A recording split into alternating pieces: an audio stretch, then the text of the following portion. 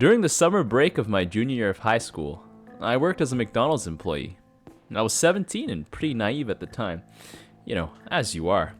I desperately needed money to add to my college fund, and my parents did not plan it out so well. So there was a really high chance I wasn't going to go to college if I didn't get a job. I was mostly busy during the whole day. I was a day person, wasn't very productive at night.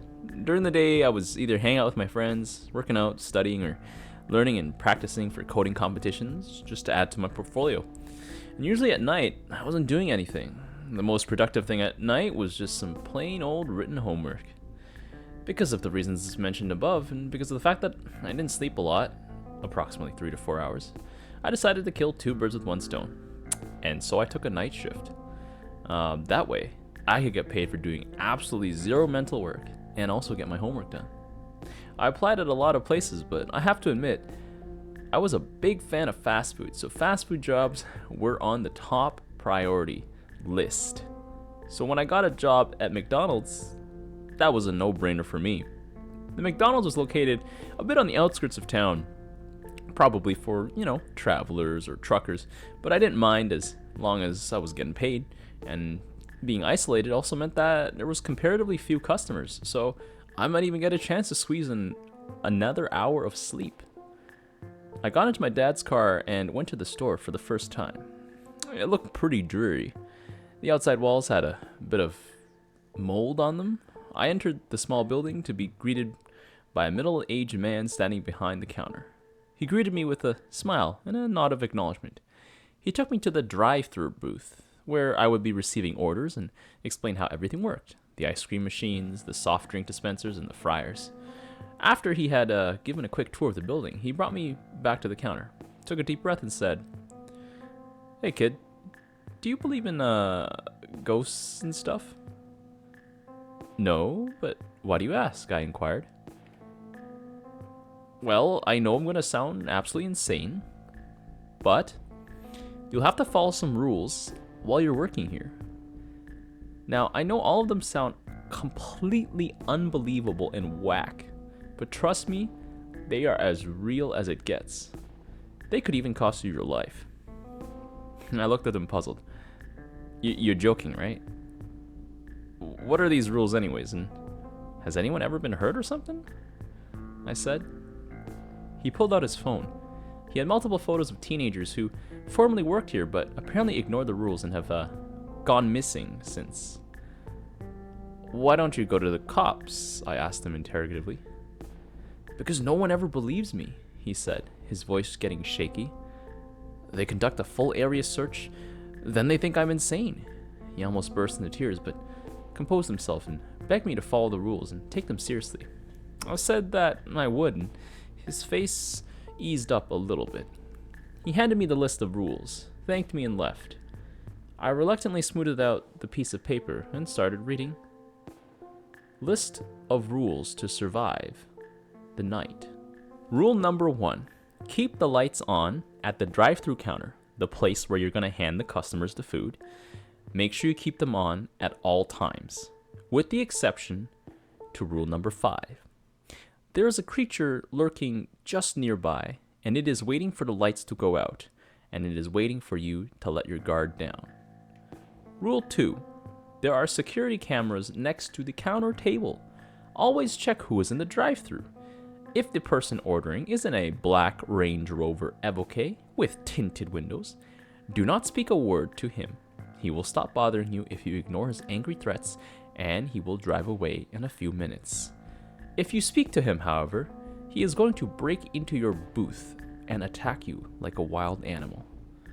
This entity can mimic a human voice perfectly, so do not let your guard down. Rule 3. If someone orders fries, tell them we're all out, because you do not want to open a bag of frozen fries at midnight. Trust me, the scent will attract unwanted attention, and it will not end well for anyone. Rule 4. If you hear your name being called from behind you, stop everything you're doing, lay down and close your eyes. You might feel teeth nibbling on your limbs, or giant talons rubbing against your head or your torso. but please do not move and pretend to be dead. It'll be gone after you hear a demonic giggling. Rule number 5. If you see a 5-year-old girl with no eyes standing in the driveway looking directly at the camera, lock all the doors and windows and close all the lights. You might hear screaming, roaring, and screeching from the outside. But once it's been a minute since the sounds have ceased, turn the lights back on and continue with your job. Rule 6. If you hear people in the main dining area, do not go and check that out. There is nobody there, since the place will be locked. It is just another distraction by the creature that is lurking nearby. Rule 7. If the lights go out by themselves, you will have to chop off a toe or a finger and place it on the drive-thru counter and duck behind it. You will hear low growls, followed by a quick snatching sound. Get up once the lights are back and check the counter. If your finger or toe is missing, congratulations, you're going to live to see another day. If the finger or toe is still there, well, unfortunately, I can't help you. Rule 8. It is advised that you do not fall asleep, because then you can miss your name being called, or the 5-year-old girl, or the laughing and talking sounds of people in the dining area, which can and will cost you your life. I was puzzled. If this was a joke, it was a terrible one, I thought to myself, just before noticing movement in one of the bushes in the drive-thru. You know how you think you can be brave and fight through the fear during a fight or flight situation? Well, actually, your body seizes up when facing the fear head-on, and it does so without warning. Somewhere in my heart, I believe that this list was fake, or an elaborate prank, but I didn't want to take any chances, so I decided to follow the rules. For the first hour of the night, literally nothing paranormal happened. I didn't even get a customer until then. This will be easy, I sighed, and thought to myself. Flipping through the cameras every 20 minutes, I almost didn't notice the little girl peeking through a bush, her eye sockets devoid of eyes. I looked at them, and they seemed void of any human emotion. They were evil in some way. The more I looked in them, the more I wanted to cry. I was so fixated, I almost forgot to switch the lights off. But I remembered Rule 5. I got under the counter after switching off the lights. I heard something slam against the left wall of the booth, like something big had lashed out and tried to break through the wall. Then I heard quick footsteps, followed by the cries of a little girl. The cries kept on increasing in intensity, to the point where I thought I would actually go deaf. I covered my ears, but could obviously still hear the cries.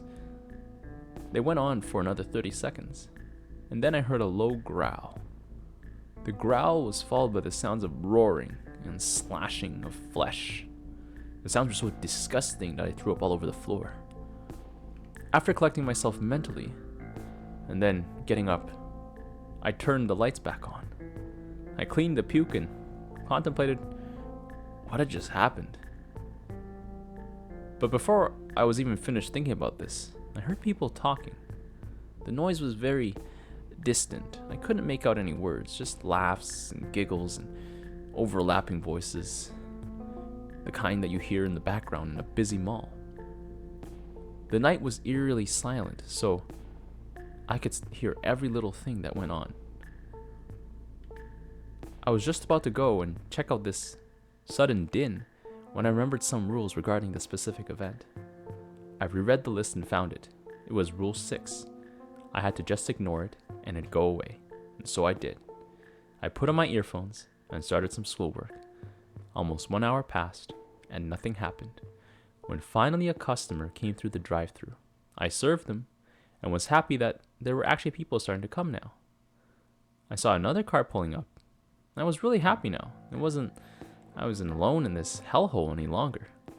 My good mood was immediately put off when I saw it was a black Range Rover with tinted windows. I didn't speak to the angry man on the other side. He screamed his order, then said, "I know you're in there. Are you deaf? Motherfucker." I didn't reply, and kept my cool. 10 minutes later, that thing was gone. My shift is now over, and now I'm sitting here typing this. And I'm contemplating if this job is really worth $200 a day or not. I wanted to quit, but the manager, he begged me not to, and he would double my pay. And since I was so good at it, but I don't think I want to risk my life again.